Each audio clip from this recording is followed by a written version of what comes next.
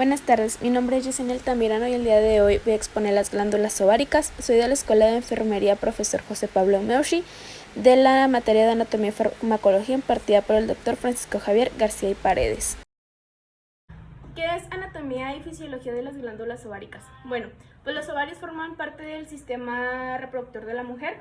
Cada mujer tiene 2 ovarios que está situado a cada lado del útero. También se encuentran situados a ambos lados del útero. Un ovario de una mujer madura tiene la forma y el tamaño de la ciruela y pesa entre 7 y 14 gramos. Los ovarios están formados por una zona central y una zona periférica, donde se encuentra.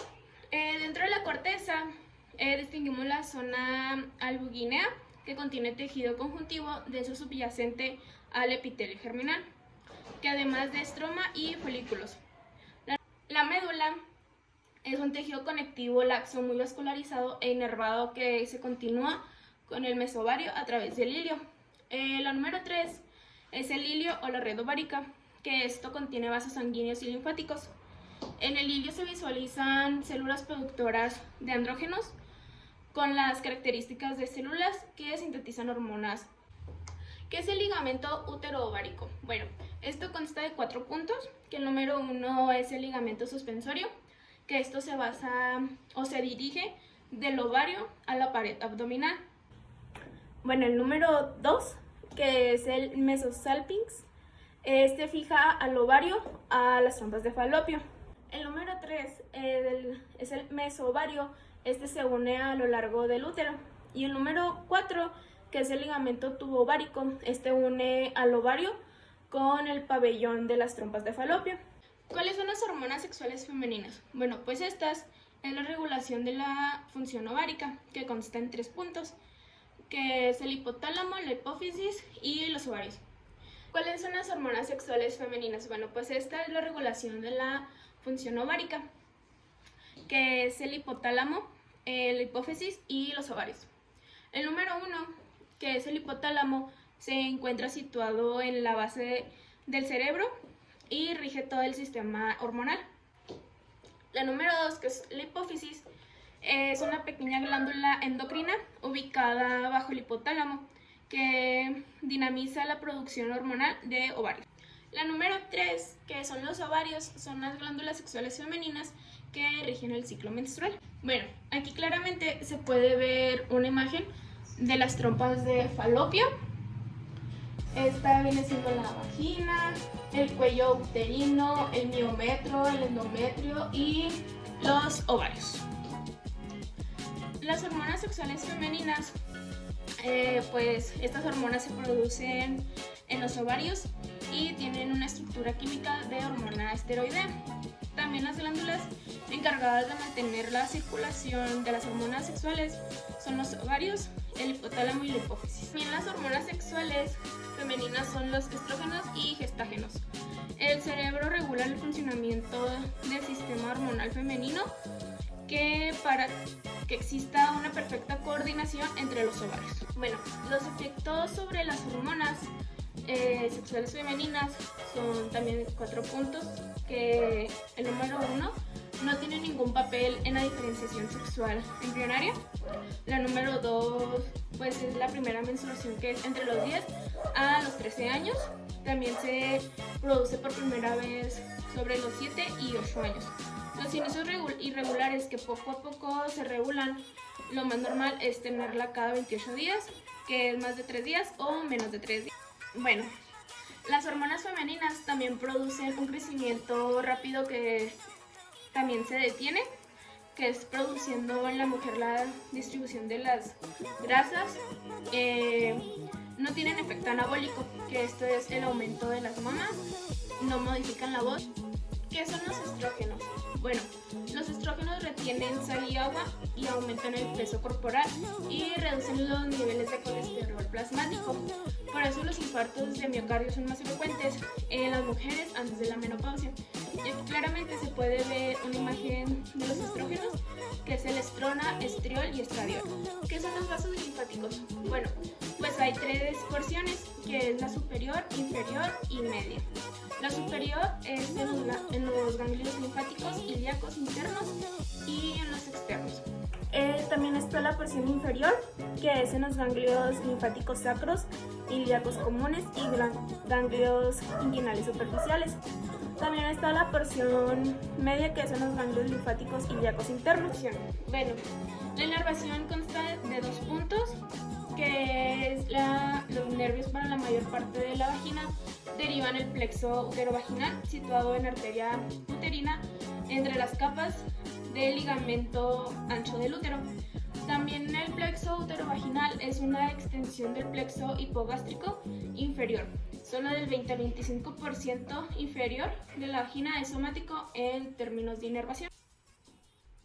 ¿Qué es el útero? Bueno, el útero es un órgano muscular hueco periforme de pared gruesa, situado en la pelvis menor, normalmente anteversión con el extremo hacia adelante en relación con el eje de la vagina y flexionado anteriormente en relación con el cuello uterino. Y pues aquí se ve claramente una imagen de cómo está conformado el útero. Lo del medio es el útero, las trompas de Falopio están al costado y lo de abajo son los ovarios. La posición del útero cambia con el grado de plenitud de la vejiga y el recto. El útero se divide en 2 porciones principales. El cuerpo forma los 2 tercios superiores y tiene 2 porciones.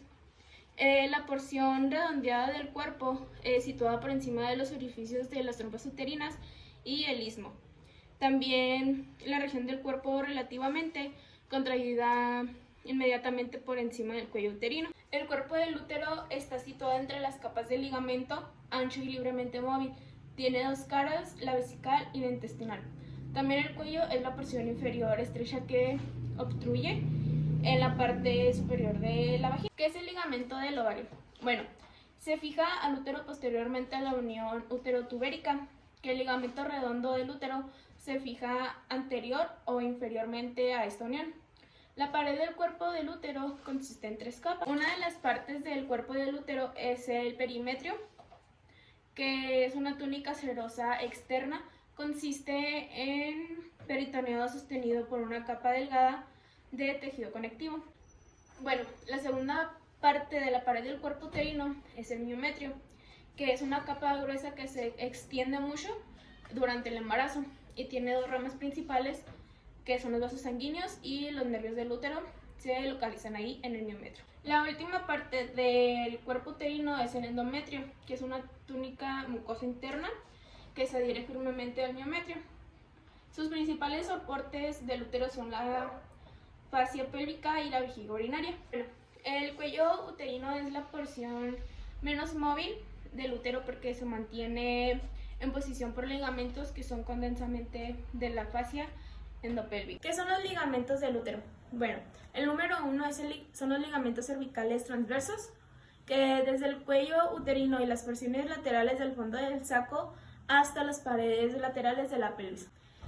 El número 2 son los ligamentos rectouterinos, que pasan por encima y ligeramente detrás de las caras laterales del cuello del útero hacia el centro del sacro. Son palpables en el examen rectal. El número 3, que es el ligamento ancho del útero, es una doble capa de peritoneo que se extiende desde las caras laterales del útero hasta las paredes laterales del suelo de la pelvis. El peritoneo cubre el útero por delante y por encima, excepto por las porciones vaginales del cuello uterino.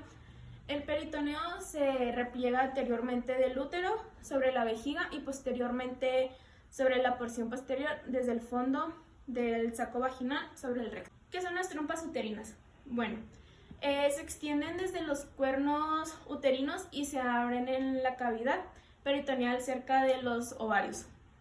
Están situadas en el mesosalpinx. Bueno, aunque la posición de las trompas y los ovarios es variable durante la vida y los lados derecho e izquierdo son asimétricos muy a menudo. Cada trompa uterina se divide en 4 porciones, que es el infundíbulo, ampolla, istmo y la porción uterina. Las partes de la trompa uterina tiene 4 partes, como lo dije anteriormente. El infundíbulo es el extremo distal con forma de embudo que se abre en la cavidad peritoneal a través del orificio abdominal, que es el osteo.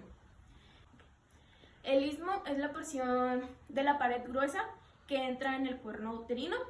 El punto número 3, que es la ampolla, está en la porción más ancha y más grande que comienza en el extremo medial del infundíbulo.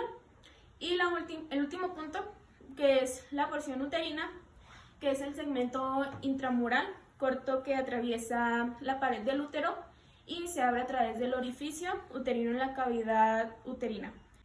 Las ramas tubéricas se originan como ramas terminales que se anastomosan de las arterias uterinas y ováricas. Las venas drenan en las venas ováricas y el plexo venoso uterino. Las linfáticas drenan en los ganglios linfáticos y lumbares. La inervación, esta deriva en parte del plexo ovárico, en parte del plexo uterino. ¿Qué son los ovarios?